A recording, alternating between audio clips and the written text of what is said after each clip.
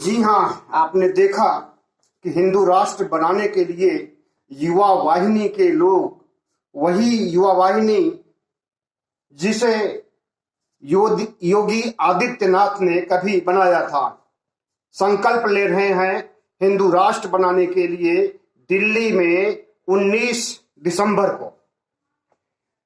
और इस तरह की गतिविधियों पर केंद्र सरकार मौन है। इसके पहले हरिद्वार में धर्म संसद के दौरान भारत का नया भगवा संविधान प्रस्तुत किया गया। अश्विनी उपाध्याय जो भारतीय जनता पार्टी के नेता हैं, वे भी धर्म संसद में मौजूद थे और उन्होंने ही भगवा संविधान प्रस्तुत किया था।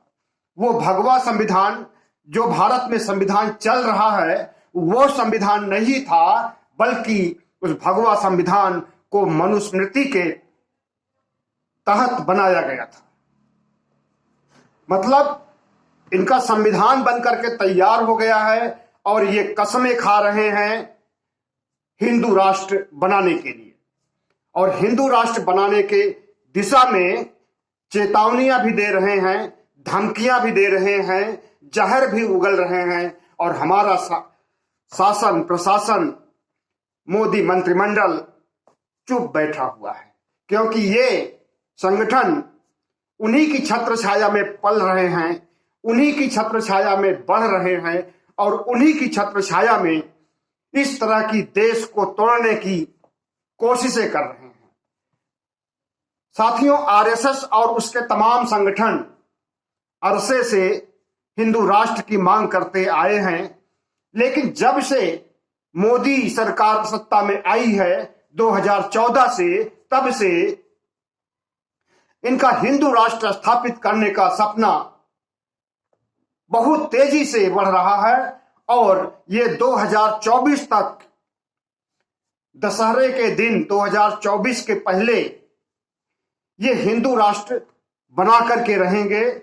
इनकी बातों से लगता है, इनके एक्शन से लगता है और इनकी धमकियों से लगता है, इनकी चेतावनी से लगता है। और इसके खिलाफ सरकार कोई कार्रवाई नहीं कर रही है। ये जैसा बोल रहे हैं सरकार वैसा सुनती जा रही है और कानों में तेल डाल करके बैठी हुई है। 1925 में जब से आरएसएस बना है, तभी से हिंदू राष्ट्र बनाने की बात कही जा रही है।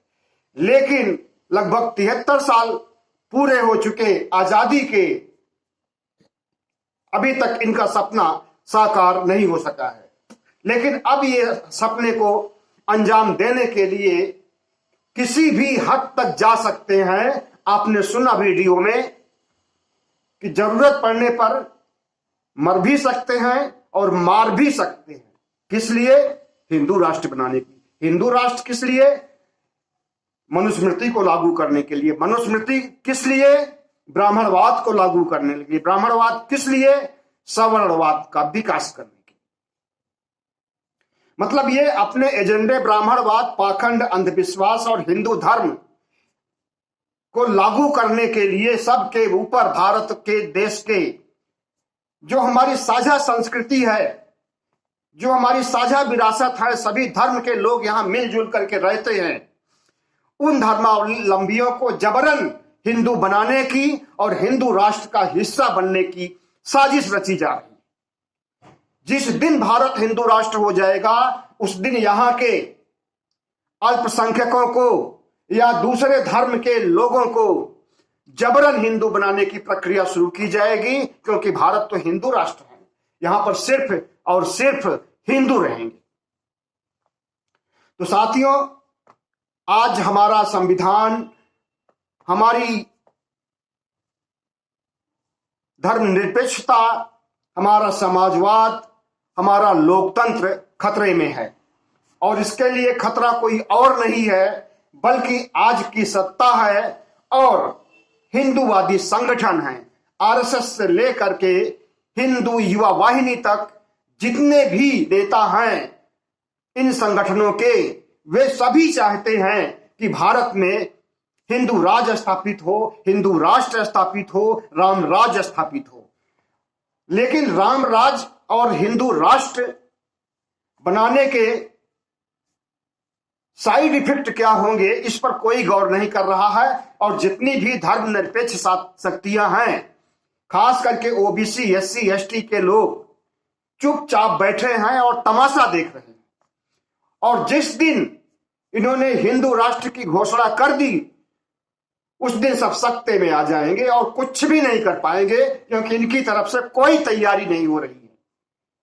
राजनीतिक पार्टियां भी जितनी भी हैं, कांग्रेस है, आम आदमी पार्टी है, समाजवादी पार्टी है, बहुत सारी पार्टियां हैं, ममता बनर्जी की पार्टी है, तृणमूल कांग्रेस, कोई भी पार्टी इन गतिविधियों पर न तो नजर रखे है और न बयान जारी करके इनका खंडन कर रही है, और न इसे संसद में उठाने या प्रधानमंत्री से कोई सवाल पूछा जा रहा है।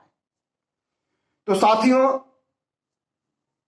हमें तो लगता है कि किसी दिन प्रधानमंत्री टेलीविजन पर प्रकट होंगे, जैसे नोटबंदी में 8 बजे शाम को प्रकट हुए थे नवंबर 2016 में, और 8 नवंबर 2016 को उसी तरह से किसी दिन प्रकट होंगे और बोलेंगे कि आज रात 12 बजे से भारतीय संविधान को हटा करके मनुस्मृति लागू कर दिया जाएगा और भारत धर्मनिरपेक्ष नहीं बल्कि हिंदू राष्ट्र हो जाएगा। ये होने वाला है, और किस दिन हो जाए, कब हो जाए, कुछ नहीं कहा जा सकता। और ये जितनी भी राजनीतिक पार्टियां हैं, जितने भी बुद्धिजीवी हैं, जितने भी पत्रकार, लेखक और सामाजिक कार्यकर्ता हैं, ये सब नपुंसक साबित होंगे। देख लीजिएगा, हमारी इस बात को नोट कर लीजिए। तो साथियों, अगर आरएसएस और उसके अन्य संगठन, हिंदू युवा वाहिनी, बजरंग दल, हिंदू महासभा, अपनी आनुषंगिक इकाइयों पर, अपने इन संगठनों पर कंट्रोल नहीं करता है और इस तरह के जहरीले भाषण दिए जाते रहेंगे, भारत को तोड़ने की बात की जाती रहेगी, तो हमारा संविधान, हमारा लोकतंत्र और हमारा संसद, हमारी संसद, सब कुछ खतरे में है। और एक दिन ये खतरा इतना बढ़ जाएगा कि हमारे राष्ट्र के सामने, हमारे लोकतंत्र के सामने बहुत बड़ी मुसीबत उत्पन्न हो जाएगी। ऐसे में हम देशवासी क्या करेंगे, इसके बारे में सोचना है।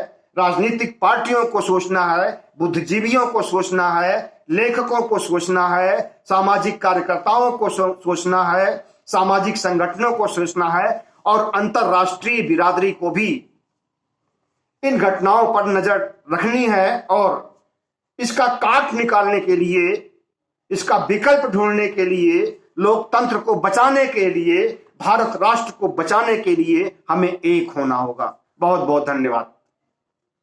चैनल को सब्सक्राइब कीजिएगा, लाइक कीजिएगा और शेयर कीजिएगा।